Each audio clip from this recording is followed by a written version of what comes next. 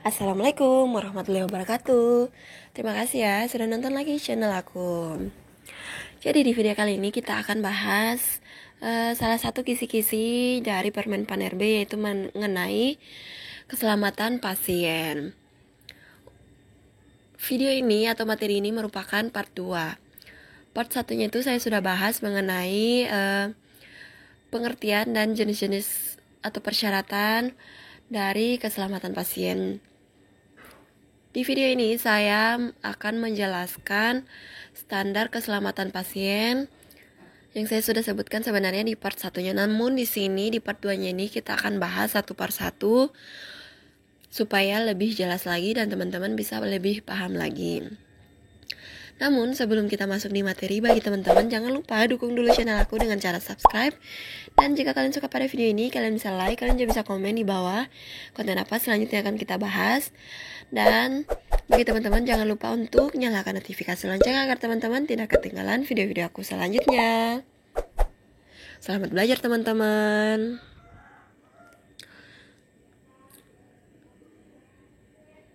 Jadi di sini kita akan bahas itu mengenai standar keselamatan pasien di rumah sakit.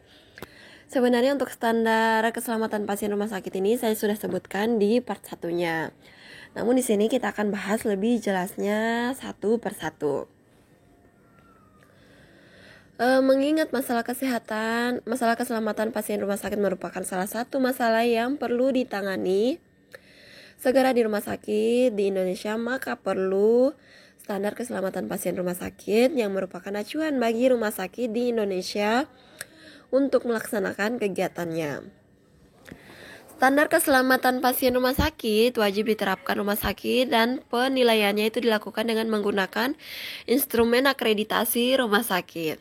Standar keselamatan pasien rumah sakit terdiri dari 7 standar, yaitu pertama itu hak pasien, mendidik pasien dan keluarga, keselamatan pasien dan kesinambungan pelayanan, keempat penggunaan metode peningkatan kinerja untuk melakukan evaluasi dan program peningkatan keselamatan pasien, kelima peran kepemimpinan dalam meningkatkan keselamatan pasien, dan keenam itu mendidik staf tentang keselamatan pasien, serta ketujuh itu komunikasi yang merupakan kunci bagi staf untuk mencapai keselamatan pasien. Uraian untuk 7 standar tersebut kita mulai dari pertama, standar pertama itu mengenai hak pasien. Adapun standarnya itu pasien dan keluarga mempunyai hak untuk mendapatkan informasi tentang rencana dan hasil pelayanan termaksud kemungkinan terjadinya insiden. Untuk kriterianya itu harus ada dokter penanggung jawab pelayanan. Dokter penanggung jawab pelayanan wajib membuat rencana pelayanan. Dokter penanggung jawab pelayanan wajib memberikan penjelasan secara jelas dan benar kepada pasien dan keluarganya tentang rencana dan hasil pelayanan, pengobatan, atau prosedur untuk pasien, termaksud kemungkinan terjadinya insiden. Standar yang kedua yaitu mendidik pasien dan keluarga. Standarnya rumah sakit harus mendidik pasien dan keluarganya tentang kewajiban dan tanggung jawab pasien dalam asuhan pasien. Untuk kriterianya, keselamatan dalam pemberian pelayanan dapat ditingkatkan dengan keterlibatan pasien yang merupakan partner dalam proses pelayanan. Karena itu, di rumah sakit harus ada sistem dan mekanisme mendidik pasien dan keluarganya tentang kewajiban dan tanggung jawab pasien dalam asuhan pasien. Dengan pendidikan tersebut diharapkan pasien dan keluarga mendapat pertama itu memberikan informasi yang benar, jelas, dan lengkap, serta jujur. Kedua, mengetahui kewajiban dan tanggung jawab pasien dan keluarga. Ketiga, mengajukan pertanyaan-pertanyaan untuk hal yang tidak dimengerti. Keempat, memahami dan menerima konsekuensi pelayanan. Kelima, mematuhi instruksi dan menghormati peraturan rumah sakit. Serta yang keenam itu memperhatikan sikap menghormati dan tenggang rasa. Dan yang ketujuh, mematuhi kewajiban finansial yang telah disepakati. Selanjutnya untuk standar yang ketiga, keselamatan pasien dalam kesinambungan pelayanan. Adapun standarnya itu rumah sakit harus menjamin keselamatan pasien dalam kesinambungan pelayanan dan menjamin koordinasi antara tenaga dan antar unit pelayanan. Kriterianya itu pertama, terdapat koordinasi pelayanan secara menyeluruh mulai dari saat pasien masuk, pemeriksaan, diagnosis, perencanaan pelayanan, tindakan pengobatan, rujukan, dan saat pasien keluar dari rumah sakit. Kriteria yang kedua itu terdapat koordinasi pelayanan yang sesuai dengan kebutuhan pasien dan kelayakan sumber daya secara berkesinambungan sehingga pada suatu tahap pelayanan transmisi antara unit pelayanan dapat berjalan baik dan lancar.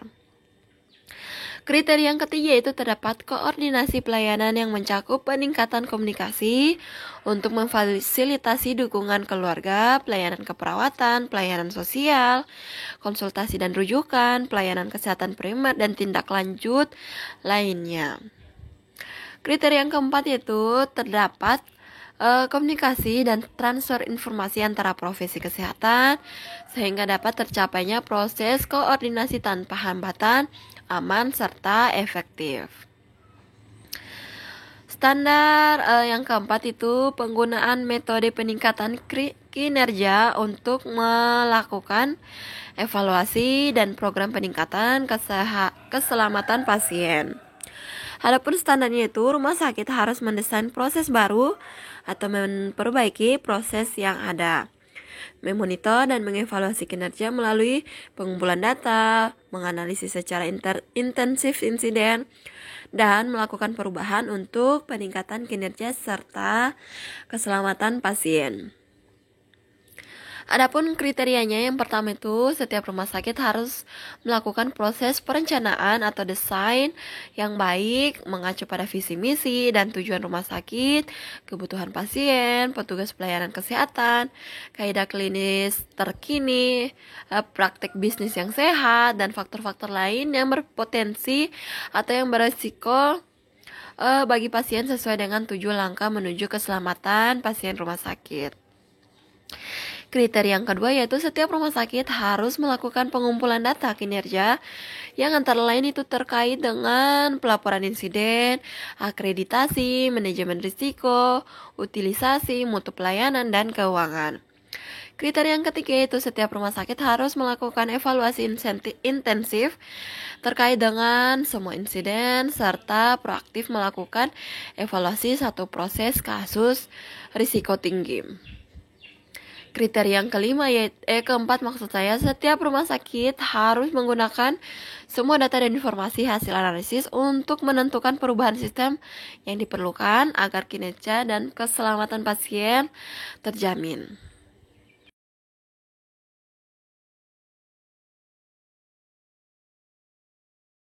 Standar yang kelima yaitu peran kepemimpinan dalam meningkatkan keselamatan pasien. Standarnya itu pertama, pemimpin mendorong dan menjamin implementasi program keselamatan pasien secara integrasi dalam organisasi melalui penerapan 7 langkah menuju keselamatan pasien rumah sakit. Standar yang kedua yaitu kepemimpinan menjamin keberlangsungan program proaktif untuk mengidentifikasi risiko keselamatan pasien dan program menekankan atau mengurangi insiden. Standar yang ketiga yaitu pemimpin mendorong dan menumbuhkan komunikasi dan koordinasi antara unit dan individu berkaitan dengan pengambilan keputusan tentang keselamatan pasien. Standar yang keempat itu kepemimpinan mengalokasikan sumber daya yang adekuat untuk mengukur, mengkaji, dan meningkatkan kinerja rumah sakit serta meningkatkan keselamatan pasien.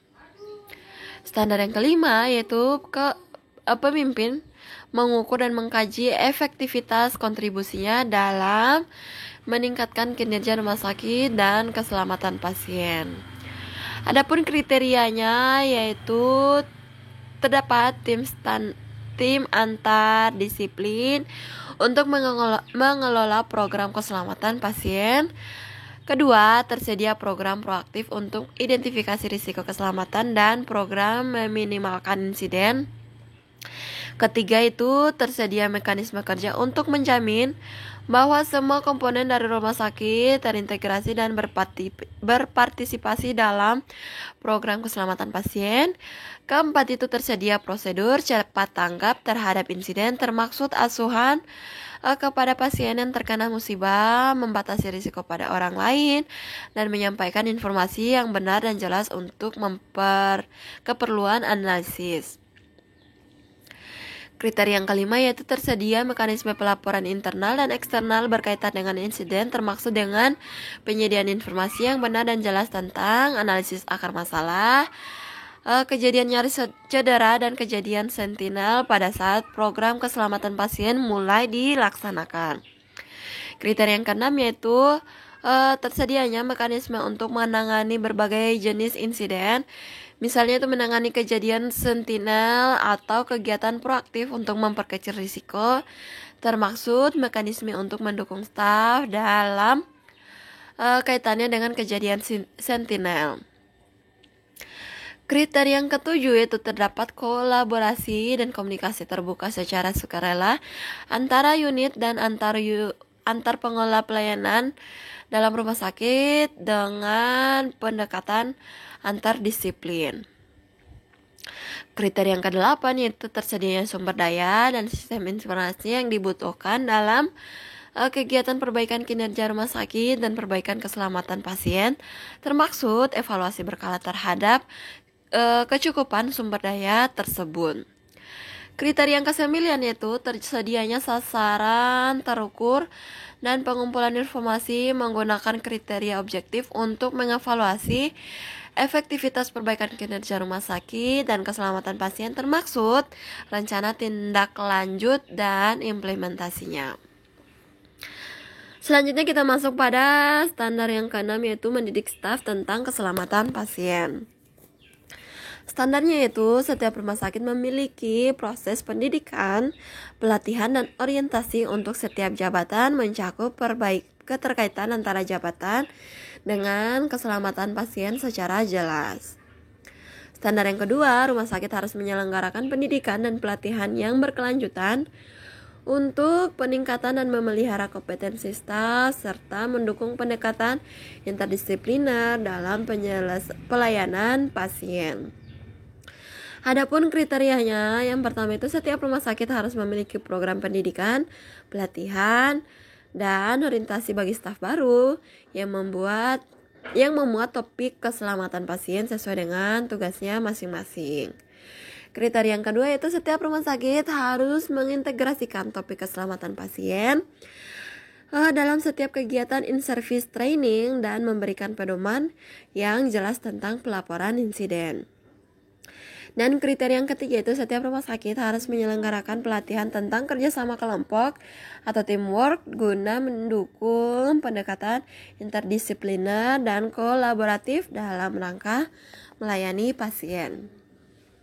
Untuk standar yang terakhir yaitu standar yang ketujuh, komunikasi merupakan kunci bagi staf untuk mencapai keselamatan pasien.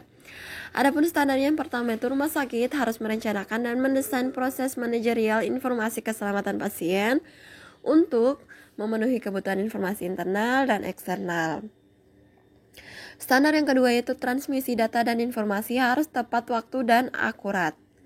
Untuk kriterianya, yang pertama itu perlu disediakan anggaran untuk merencanakan dan mendesain proses manajemen untuk memperoleh data dan informasi tentang hal-hal yang terkait dengan keselamatan pasien.